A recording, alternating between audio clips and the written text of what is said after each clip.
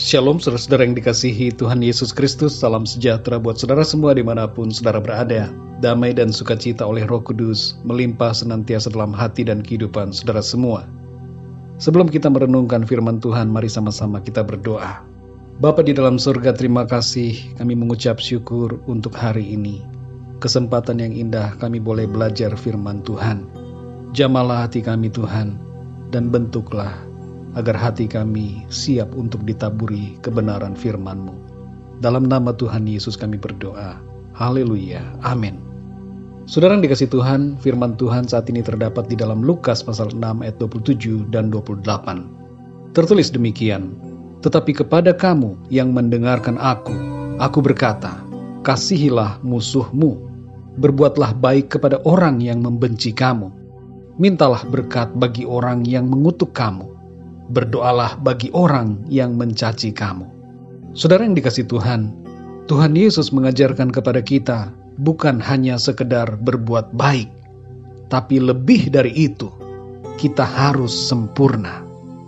Banyak orang yang mengajarkan perbuatan-perbuatan kebaikan, memuji-muji orang yang baik, dan mengquotes kata-kata bijak tentang kebaikan. Tapi Tuhan Yesus Kristus mengajarkan kepada kita semua dan sekaligus memberi teladan tentang hidup yang melebihi dari sekedar kebaikan, yaitu kesempurnaan. Pesan kasih yang sempurna dari Tuhan Yesus dalam ayat ini adalah, yang pertama, kasihilah musuhmu. Mengasihi orang yang baik kepada kita adalah hal yang biasa. Itu mudah sekali, saudara. Mengasihi sahabat adalah biasa, tapi mengasihi musuh adalah sebuah kesempurnaan. Tuhan mau agar kita semua mengasihi semua orang sampai kepada musuh kita. Jangan kita memusuhi dan jangan kita membenci karena perbedaan latar belakang, perbedaan pendapat, bahkan perbedaan agama. Tuhan mengajar kita untuk mengasihi semua orang sampai kepada tingkat musuh kita. Ini adalah kasih yang sempurna, saudara. Yang kedua, berbuat baik kepada orang yang membenci kita. Secara aktif Tuhan menghendaki agar kita bertindak melakukan kebaikan untuk orang-orang yang membenci kita. Jangan hanya pasif, saudara. Tapi Tuhan menghendaki kita untuk aktif, lakukan sesuatu, lakukan kebaikan bagi orang-orang yang membenci saudara. Ini adalah bentuk tindakan yang sempurna. Yang ketiga, saudara, mintalah berkat buat orang yang mengutuk kita. Saudara dan saya pasti sering mengatakan kata-kata berkat kepada orang-orang di sekitar kita. Itu adalah hal yang biasa, saudara. Tapi kalau kita memberkati orang yang mengutuk kita, sekali lagi, ini adalah suatu kesempurnaan. Jangan balas kutuk dengan kutuk, tapi balaslah kutuk dengan berkat. Berkatilah orang-orang yang mengutuki saudara. Kutuk orang kepada kita tidak akan terjadi, oleh karena ada kuasa darah Kristus di dalam kita yang melindungi kita. Tuhan ada bersama dengan kita. Kutuk apapun tidak akan mempan bagi kita, sebab kita adalah anak-anak Allah yang maha tinggi. Bapa di surga melindungi kita semua. Yang keempat, saudara, berdoalah bagi orang-orang yang mencaci maki kita. Memang tidak enak, saudara, dicaci maki, dihina, difitnah, diumpat. Semua itu tidak enak. Rasanya pasti ingin membalas. Tapi Tuhan mengajar kita untuk berdoa bagi mereka. Doakanlah orang-orang yang mencaci maki saudara. Tapi bukan berdoa yang tidak baik, saudara. Berdoa untuk kebaikannya. Minta berkat Tuhan buatnya. Minta kasih karunia dan anugerah Tuhan buat mereka yang mencaci maki kita. Saudara yang dikasihi Tuhan, jangan dulu berpikir tentang orang-orang yang jauh. Tapi pikirkanlah bagaimana sikap hati kita dan sikap tindakan kita sehari-hari kepada orang-orang terdekat kita, kepada keluarga kita, orang tua atau anak kita, suami atau istri, kakak atau adik, apakah kita memiliki sikap seperti yang Tuhan kehendaki? Ataukah masih ada kebencian dan saling kutuk antar sesama saudara di dalam keluarga kita?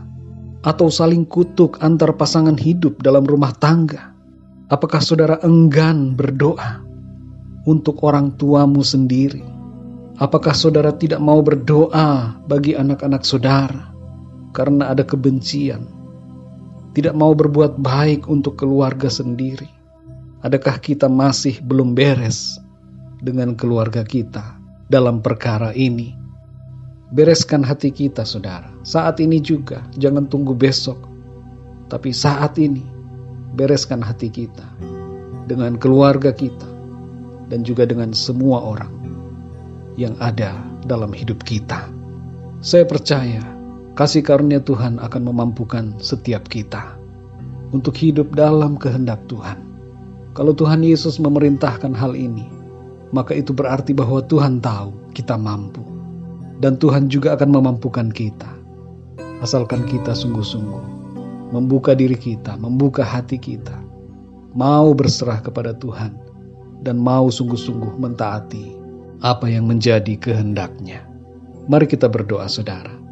Bapa kami di dalam sorga, Bapa di dalam nama Tuhan Yesus Kristus, kami mengucap syukur untuk kebenaran firman-Mu ya Tuhan.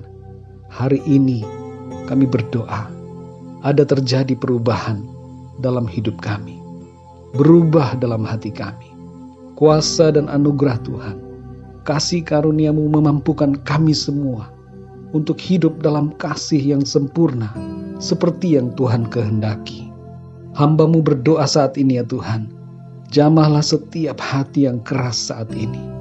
Lembutkan ya Tuhan, kalau ada hati dari setiap kami yang masih dipenuhi dengan kebencian, dendam, amarah, kekesalan, kekecewaan, Tuhan, jamahlah dan limpahkanlah kasih-Mu di dalam hati kami semua, supaya kami Tuhan mampukan untuk melepaskan segala kebencian, segala permusuhan, amarah, dendam dari hati kami, dan mampukanlah kami ya Tuhan untuk mengasihi, untuk berbuat baik dan sempurna kepada orang-orang di sekitar kami. Oleh anugerah-Mu ya Tuhan, kami dapat mengasihi musuh kami. Kami dapat berbuat baik kepada orang-orang yang membenci kami. Kami mampu memberkati orang-orang yang mengutuk kami.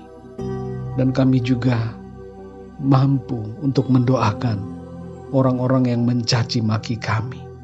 Terima kasih Tuhan. Ubahkanlah kami terus setiap hari ya Bapa, untuk menjadi semakin sempurna sama seperti Engkau. Terima kasih Tuhan, pimpin hidup kami di sepanjang hari ini. Dengan kuasa Roh Kudus-Mu, kami dimampukan untuk melangkah dan mengambil keputusan dan tindakan yang selaras dengan kehendak-Mu.